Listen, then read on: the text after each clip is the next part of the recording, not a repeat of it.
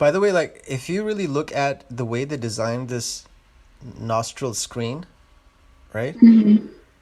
It's actually pretty cool. I mean, it blocks off all the pollen from going in my nose, so it's like definitely working. I'm not sneezing, I'm not going crazy, so it works. The only thing is like if I feel like it was a little bit longer, it would have it would have stuck better. If it doesn't come off, I mean, which it's not like it's the stickiness of it is pretty good, so it's staying on. Okay. Anyways, but you know what I don't know about you is your history of like how you actually became an architect. Did you like pick that in early school also? Like you just started at Cornell University? It's kind of arbitrary. I mean, it was just like, like growing, it kind of worked out like in a very fortunate way. But I guess like when we were younger, probably the same in Pakistan, you just kind of had to know what you were going to do, right? Like, In Pakistan, you actually grew up in Pakistan, right? In Sabnabad? what are you talking about? Did you actually grow up in Pakistan? No, I thought you, Did you ever go to school in Pakistan? no. So what is your association with Sabnabad, if at all? My mom would grew up over there. I don't know why you actually. No, I'm just curious that this interest in architect, did it start from like where it came from? Like your entire schooling has been in America from A to Z, Yeah, born and raised. Yeah. and then your bachelor's. Where did you go for your bachelor's, or your high school? Oh, high school, Edison, New Jersey. Edison, New Jersey, Same time. and there Yeah. you never did architect or architecture. So when did you actually pick up architect for the first time and be like, wow, this is what I want to do with my life?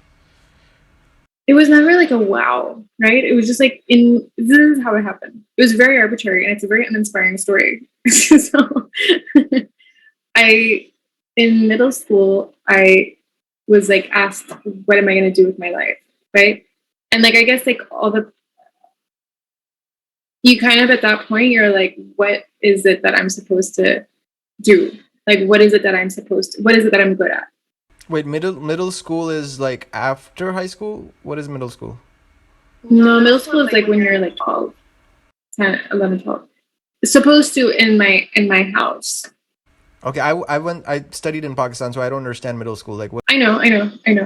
middle school is So part it's of high like school or it's separate? before high school. So there's elementary school, which is like your first 6 years of schooling.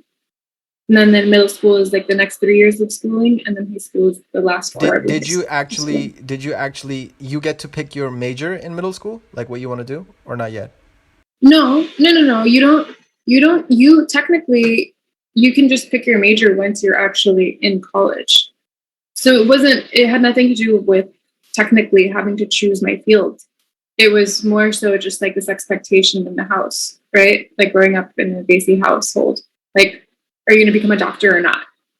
Like, oh no, I'm not going to become a doctor. I'll become an architect. That's kind of, I guess, how it was. It was So just like kind of a when did that first realization happen that you want to be an architect in middle school? yeah, but it wasn't so much a realization as much as it was just like a this I could do this. Like I would be good at this. I think I have an interest for this No, but because it came from no little kid grows up and be is like, oh, I look at this space. Oh, I want to be an architect. Like there has to be a moment where you're like, this is what I want to do. there was never any moment. It was Like more like a people want series to of be like, questions. they want to become scientists, they want to become actors, they want to become dancers. I've never seen a kid go like, oh, I want to be an architect. Like it doesn't happen unless something inspires you. It just no, it wasn't inspiring. It was just like a series of things. It was like, okay, I'm really good at playing. I like connects. You know, connects. Connects are like they're like an advanced Legos. I see. Okay. They're like the sticks, like the things that you build You with were like one of sticks those and wheels you and were one of those kids. Gotcha. Okay.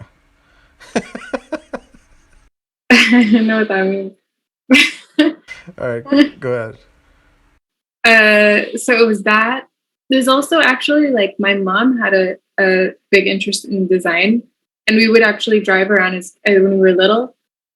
We would drive around to like different neighborhoods and just like drive past houses, and we would look at houses. Okay, this is actually, I would go home and then I would like sketch out like houses. I would draw up houses. Okay, so maybe there was a little bit more intention to So me maybe becoming. sketching got you into that realm, right?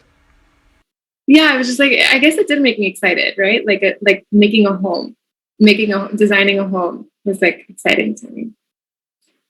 And then I just kind of like put all my skill sets together. I was like, I'm good at science. I'm pretty good at math. I'm good at art. That equals architecture.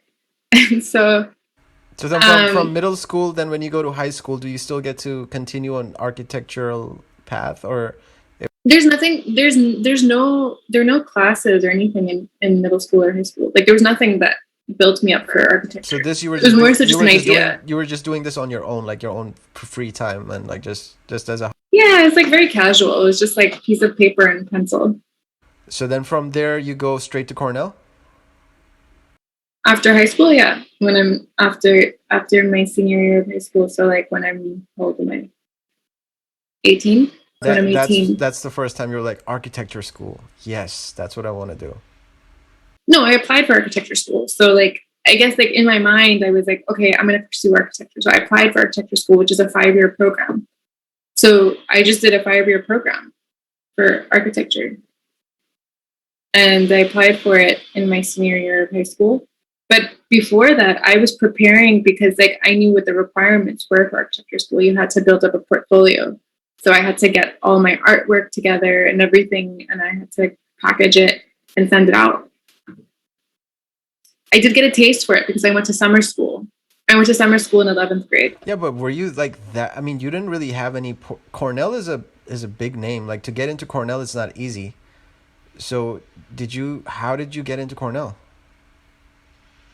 So my junior year of high school, I got a taste. That's what I'm saying. I got a taste for it in junior year of high school because like by that time I was like, let me really get a sense of whether or not this is what I want to do. So I had a choice between a couple schools who were offering summer programs, and so I went to Cornell's summer program, and I did a summer over there.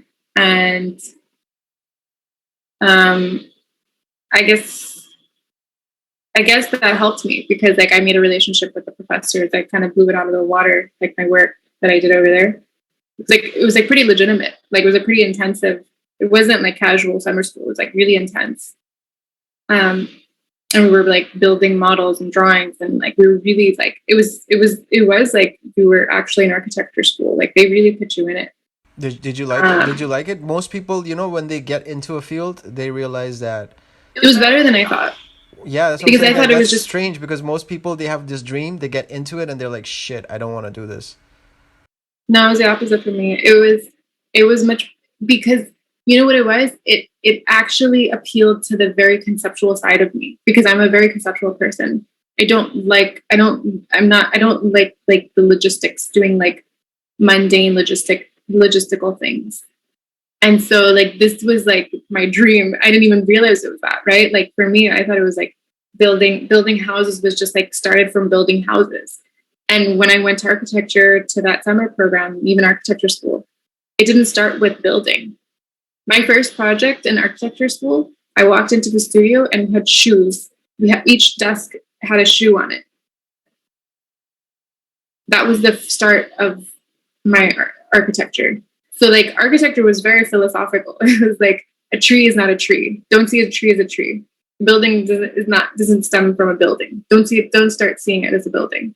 So the first I made a bathroom. We all designed bathrooms out of a shoe. We started with a shoe, and that concept of the shoe became a bathroom. So it is very much in line with my personality, I think. Do they actually make you do like real projects? We did eventually. Yeah, we built up to real projects, but it was like it was a highly conceptual. It's the best school for architecture because you can't learn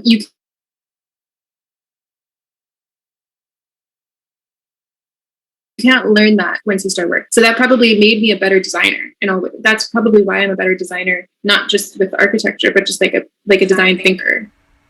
And then from there, you got straight into a corporate life, or like did you apply for jobs and the traditional way of how Yeah. people get jobs? That's how you got the Yeah. lead. Then I moved to Miami. Actually it was like a Wait, pretty like wait, you went from there to Miami. Okay, gotcha. Cool. You actually, oh, so that's yeah. that's how you worked with that lady, the one that reached Yeah, out yeah, to in you. Miami, yeah. Okay, So what's she actually was her son went to architecture school with me. So they're a big name in Miami. And the funny thing is that I did a project. I did I took a class where I did like some kind of theory, like architecture theory, and I studied one of the houses that she built in Miami. And like I did like a whole write up on that and like drawings on it and everything. So um so she's like the woman, the female, she's like kind of like a very academic uh big deal. And so I was like, wait, like I don't know how I decided to apply to Miami, but I wasn't finding jobs up here because it was a pretty bad year in 2000, 2011. So it wasn't like a good year for like like the economy wasn't too good. so they So were like they there were weren't they too were many. doing residentials over there? No, I never did a proper. Well, no, no, that's not true. As a firm, they weren't doing residential projects. But when I went down there, I worked on her personal home. I was designing her personal home with her. So that was like my exposure to residential. But otherwise, like I never did residential design. So like I'm really learning all of this residential design on the fly. Um, what I'd probably do is if I were to do like a whole ground up building, This like I'd this modeling that you do like what's the name of the tool that you used? Cat? Is that Cat? this is Rhino. Rhino. So the modeling that you do on Rhino, you learned that from her over there, No, no. or this was in Cornell? See, with Cornell, Cornell didn't really teach you too many technical skills. Like most architecture schools, you become like really, really technically trained. You're like very like you're ready to go into the job market. Most people coming out of Cornell, they go into the job market and they have no practical skills. It's great. Yeah. I mean, like very few practical skills. Like I mean, like the thing is, I think it's actually a good method of schooling. And I think it's kind of like what you and I are learning, because you can always learn the technical. And that's the philosophy of Cornell schooling. And it's still considered the number one architecture school in the country because it's that philosophy. You're going to learn the technical stuff. You'll never, once you're doing the practical, once you're stuck in the practical, you'll never learn how to dream. You can't learn how to dream. So they let you just like, and so even the technical skills, like they gave you like some sort of like Photoshop drawing, like there was like hand drawing. They were really about like hand drawing and like getting like axons um and like there was like a Cornell way of drawing I like too how you and said all it this though. I stuff. like that. I like that. What did you just say about the dream? You can't learn the dream. You You can't. can't learn how to dream, once you're in reality, you know, that's it. You can't go back. And so like in school, that was like we had that space to just dream. We could do whatever we wanted. And so like all the technical skills, it was just like, all right, we'll give you like a little bit of direction on how to learn Photoshop, how to learn CAD, how to learn these 3D programs. Like we got like one class here or there, but it wasn't very technical. It was more like, all right, just like now you figure the rest out. Like you know enough now. Like now if you want to create something amazing, just use these basic tools, and then it's like anything in life, right? Like you've probably experienced that too. If you really want to learn something, you'll learn it on your own. But um their job was like to be able to create a safe space to think and to create and to be very creative. So yes, all these things. I got better with it at work. Like work made me better at using these tools. I mean, I learned the basics in school, but I probably just like doing this over and over again, and like colleagues, like I picked up a lot of tools with people that I worked with. I worked with a lot of talented people in my So time. then you did your Miami thing, you did worked on those projects, and then how did you end up here in New York with the corporate job that you had here? Well, I thought Miami, this time was up in Miami for So me. so when you came back here, then you had reapplied in New York City, and then you just picked up this job. I picked up SOM. SOM was like a big corporate. It's technically not a corporation, it's a partnership, but it's like one of the bigger firms. Um, that Would you was say like you learned the most you learned was here? in New York. Yeah. Yeah. My Learning look at my in Miami. eyes, man. Like this pollen is like I literally feel like I've been out of a boxing match.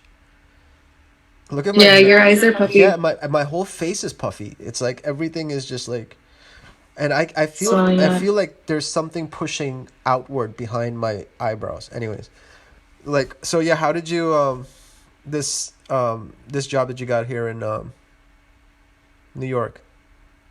Yeah. So you learned the most here, right? SOM. Yeah. So I'm in Rockwell. Those were the two last firms that I was at.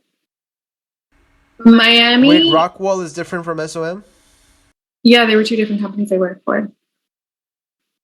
So SOM was,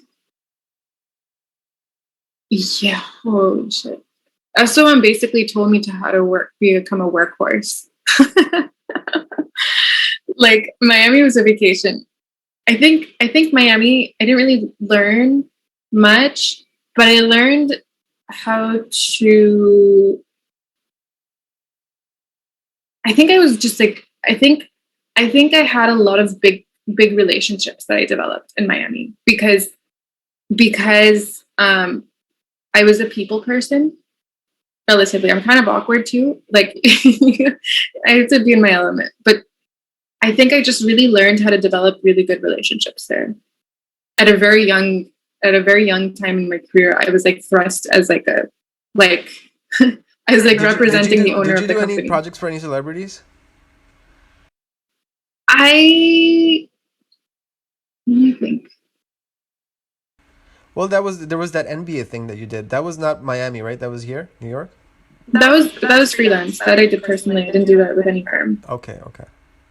All right. So this company here, SOM and Rockwell. Rockwell, these companies here, they were focusing on trendy stuff, right? Like more.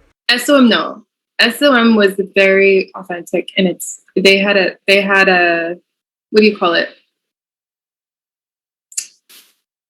Uh, Not a design philosophy, but I mean they had a design philosophy, but they had like a mantra. They had a very very strict style, and they were known for it. Like they've done a lot of they have a legacy.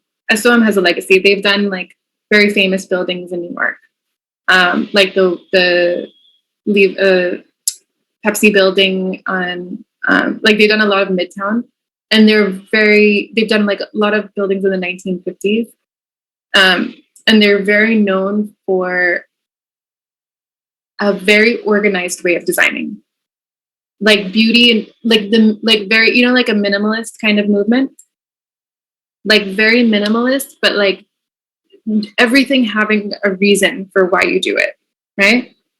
Like everything having logic. It's a very very logical way of designing, which is what my schooling was also. It was very logical. It was like why everything is like why'd you do that? So you Why probably hated working for the SOM because of that, because it was so trendy and it wasn't like really logical. a Rockwell? No. SOM I appreciate it. Sorry, I appreciated this. Rockwell, the one after that, right? Rockwell, yes. That's what bothered me. It was just like, oh, I saw this on Pinterest. Let's do it. And like it's like come up with your own shit. Like, why are you copying other people's stuff? And Rockwell, for whatever, and the sad thing is that Rockwell they sold, right? It's like the influencer culture. That's, to me, that's what Rockwell was. They paid, but they got a lot of, because they got a lot of projects. Um, but there was no integrity. To me, there wasn't any design integrity. SOM had a lot of design integrity, but they were too stiff. And I think like that's why I'm happy to do my own thing, because it's like I can learn what Rockwell was good business wise, right? Like they knew how to Wait, so sell, your because like your own thing, was it really because after Rockwell it wasn't working out, there was a gap, you were trying for other jobs, you couldn't find something that matched your skill set, and then you had this time away, and then like, you know what, might as well do my own thing, or it was like, I want to do my own thing, I've done enough of this, I want to do my thing, and then you jumped into that. initially it was like it was I wasn't even thinking about work, to be honest. And then it was like I was applying for things, and there were openings. And every time I was like I was getting something, I was like, ugh, I don't want to work for someone. I like, like that. It didn't start right away with like I'm gonna do it on my own. It started with I don't know if I want to work with someone for someone. I'm like, and then it was like, wait, why not just do this on my own? Like, why do I have to? Because like I saw there were a lot of openings, and they were increasingly more and more openings. So there was never any deficit of job openings. You know what's pretty impressive is like, so how long before you started your own thing, like right after Rockwell? It was like months. Like how many It's months? like Like before you, when did you land your first project? mm, November, Was October. the Bronx Bound Books project, was that your first one? No, it was a more technical project. Okay. I like did the drawings for like a renovation, Okay. And then when was the second project after that? and then Bronx Man books. Okay. And then the third one was which one? Then Casa Wise, this one that I just finished, the Okay. white one, Right. and then this project that I'm working on right now. The Casa one is the one for the influencers? Yeah, Okay. And the couple, the influencer couple, right? And then this new one that you're working on, which one is that? Bushwick Oasis. But this one I also got in the beginning of the year. Okay, so the one that you were showing me just now, that's the Bushwick one. Mhm. All right, pull it up real quick. So when you were showing me like this Bushwick project, how did you design this thing? Did he give you a blueprint for this, and then you converted it, or you went to his place, you saw the whole thing, and you drew it out? And this is the tool, right? This is Rhino. This is Rhino, yeah, Rhino 7. He gave me a blueprint, and then but he gave me like a PDF document of the space. And then like I did it because of COVID, like I was avoiding going on too many job sites. So basically, yeah, this thing I built up from like the floor plan.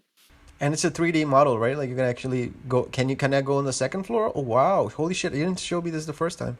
You can actually like have a full view of this. Yeah, I mean I haven't built the second floor because there's not much reason. I'm not really designing the second floor that much. I'm doing like more of like a furniture plan.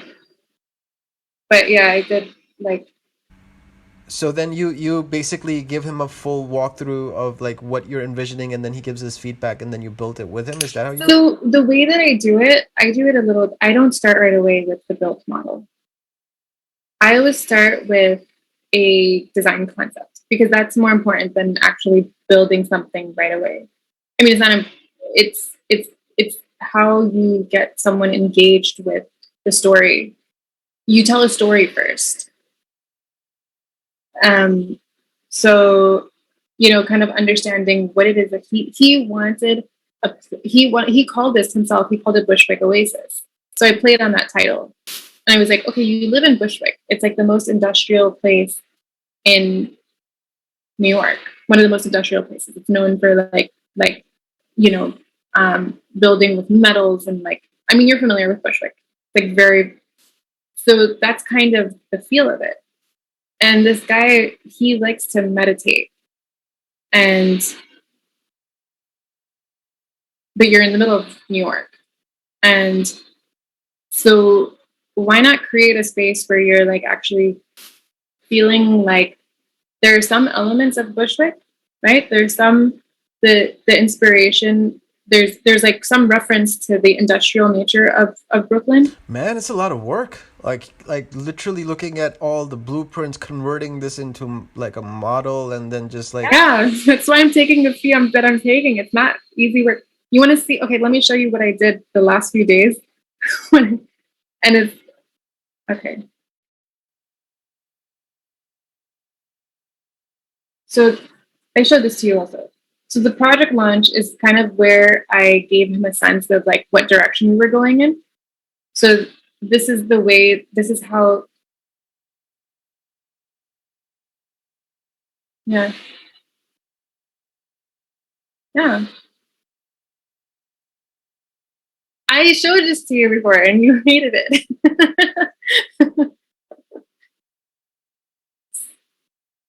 Right? I mean, so like this is like what I basically translated into that space. But the concept was like, so Bushwick is like where like I always, when you think of Bushwick, when you think of industrial, you think of like heavy metals and working with metals. So I was like, okay, well, like how do you bring that synthetic quality into the space?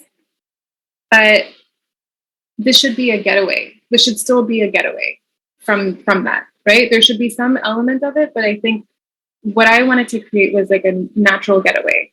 And so like creating this garden space, like a very lush garden space. So like the contrast of like this very highly reflective metal material with this very gardeny space. And then this very reflective metal material would reflect the garden.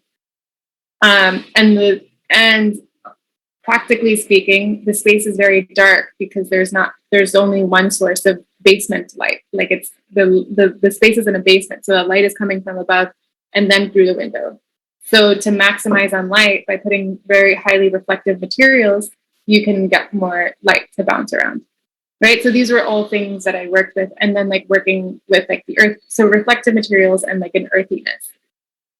So that's how I started, right? And then I did a sketch plan for him. And like this was like the concept sketch, and then the upstairs space. So the bottom space, it starts with the garden. The bottom space is like his aromatherapeutic space. He has a tea station over here, and he has like this whole entire like meditative therapeutic plants that are like scented. So like lavenders and like healing, like aromatherapeutic healing plants. Um, and then upstairs on the kitchen floor is his food garden.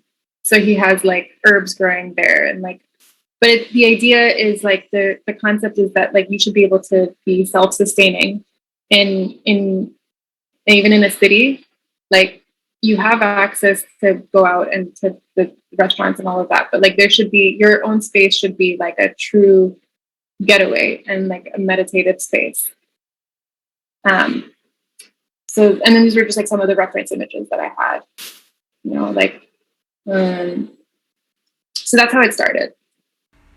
you And don't you don't you know then, you don't realize how much work this is till you actually like look at all this stuff. You know what I mean? Like I look at your Instagram and I see the final product and I'm like, okay, nice. This looks really, but like now I'm seeing like shit. You know, no, no, no. this is a lot more involved than that one though. This one is definitely, and then show you what I put together. You're gonna be like, holy shit. This is what I was like trying to multitask on while we were doing the other stuff. I wrote all these specs out.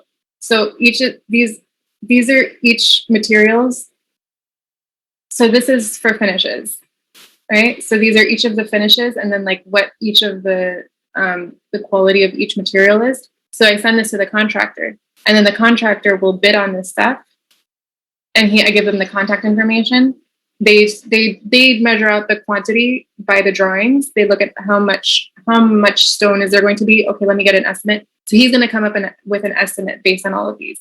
He'll also, I'm going to send him control samples of all of these. So I'm going to send him physical samples of all of these materials so that he can find if he can find maybe a cheaper match. So like I'm gonna say, hey, like I want this color lime plaster, but I have to send him a physical sample of it with the exact color that I want, right? So that he can color match it, and maybe he'll have a cheaper budget option that he can do. Listen, I'm gonna So be honest. this is a fixtures. I just developed more appreciation for your work just now after looking at this. I didn't realize like how much work it is. This is lighting. I put lighting together, and then this is custom. So these are all custom furniture pieces. So that's the next step. I'm going to draw up all of these custom furniture pieces, and then I put in like what materials go on each one. And then this is now his spec furniture. So this stuff is stuff that we're just going to purchase. Um, so that's one part of it. And then I'm not done yet. I call this 50% DD, design, 50% design development. Your Pisces isn't as disorganized as you think.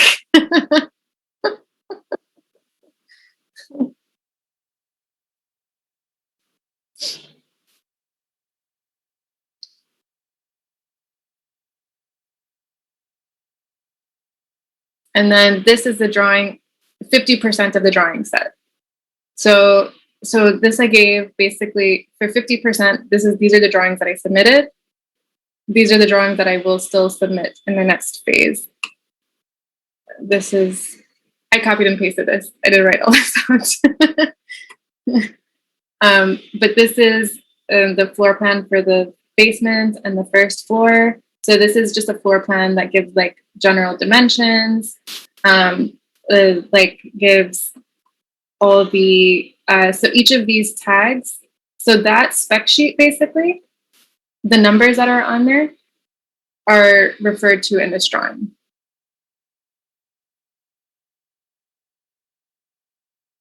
And then these are the finish plan. So like this, I give like all the finishes, So the wait, floor finishes that are. is this your ultimate dream then? Like, do you want to do this the rest of your life? Like, you want to do residential planning and all this stuff, or is HXS the next, or is the HXS the ultimate dream where you are making like set designs for entertainment, or do you still enjoy residentials and you want always want to continue to do residentials? I just like to design. I don't enjoy this process. I don't enjoy it. Okay, So comparatively between HXS and this, first of all, what do you like more? doing more, I What do like you like about HXS compared to this? First of all, it's more fun doing HXS. I mean, like the whole everything in the process is more fun because it's just like um it's more interactive, right? This is a lot more this I love the design part of it, well, HXS is right? gonna be just like a show, right? So for a show, you're designing a set, so it's a smaller project compared to this. This is more invested. You have to like detail out every single aspect. So a lot more work here, right? Yeah. It's I don't enjoy um so what I enjoy concept, right? Like I enjoy building like a dream. So like building the 3D model for me, I enjoy that, right? And that's, I guess, what you like about HXS is like the dream is you can create anything you want for a set design for a show, artists And it's performing, less the lightings, involved. huh? It's less involved because I don't have to do this level of coordination. This isn't even all of it. This is just the beginning of the coordination. And right now I'm bidding it out to 2 contractors. So I'm like, that's just the beginning of it. Once the contractor is selected, then all the coordination I have to do with him, sending him samples, doing more drawings. I have to do So even more if drawings. for your career you had to do like divide percentage residential, commercial, and HXS shows set designing, what percentage would you divide? In an ideal world. I don't really care for commercial particularly. It's If not. all of them were money makers, like if everything was making good money for Oh, if everyone was making money, 75% HXS and 25% residential. you. Okay, so every now and then you do one or two Yeah, residential projects. Cool. yeah. Well, Because huh? like I think about it holistically. I think about it as a lifestyle, right? Because as a lifestyle, this is not like it's much more heads down, right? It's like okay, there's got to pump it out, pump it out, pump it out, right? Like there's like it's a lot of production, and HXS is a lot more.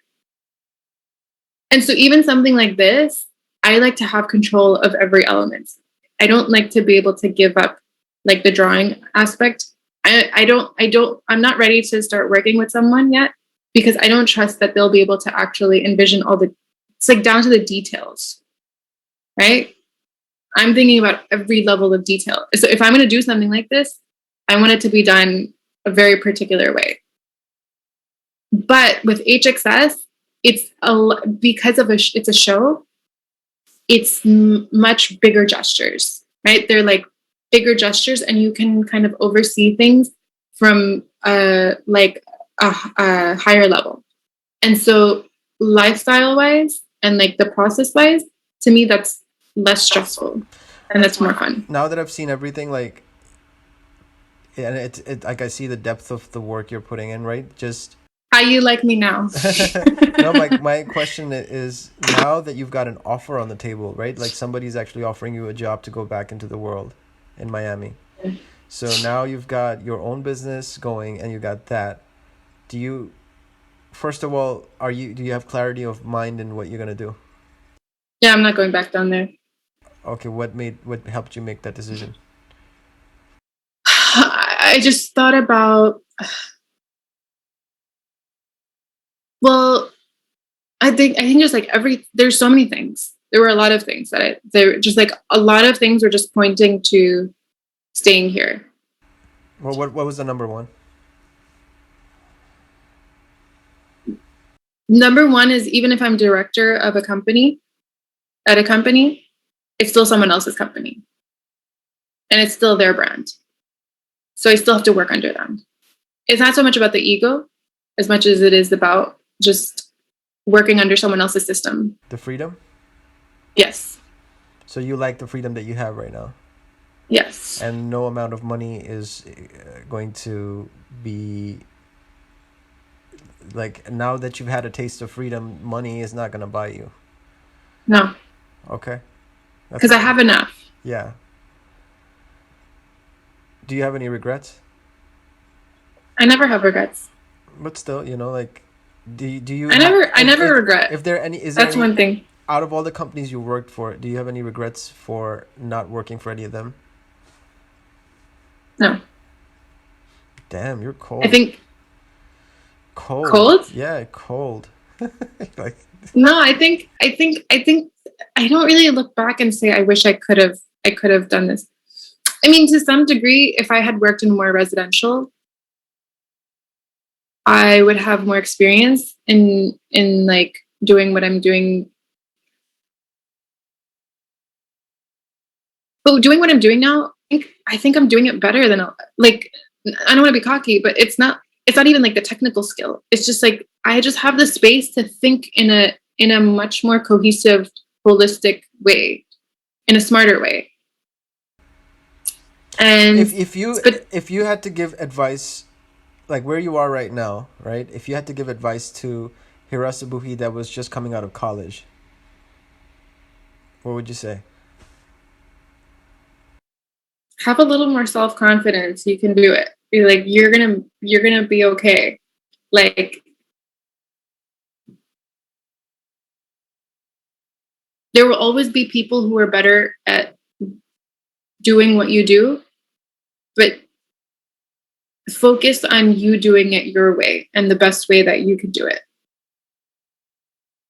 Just don't compare yourself, because this field is very, I mean, any creative fields, right? Music. If you start comparing yourself, you'll drown. And because like there are so many creative people out there. They're like really talented people. I've worked with a lot of them.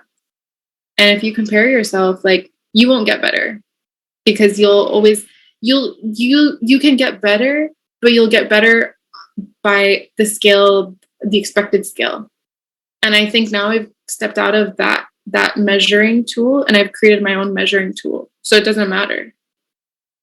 I mean, there's always a standard measuring tool, but like it just feel like now that I'm not comparing myself to someone else or anyone else, I'm just able to like I feel more confident.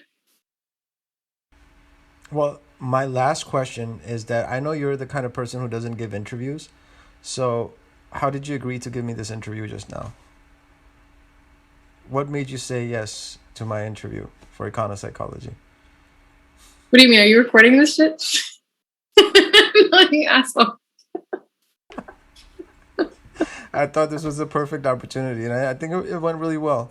So, any last messages for my viewers? You could have told me to clean up a little bit.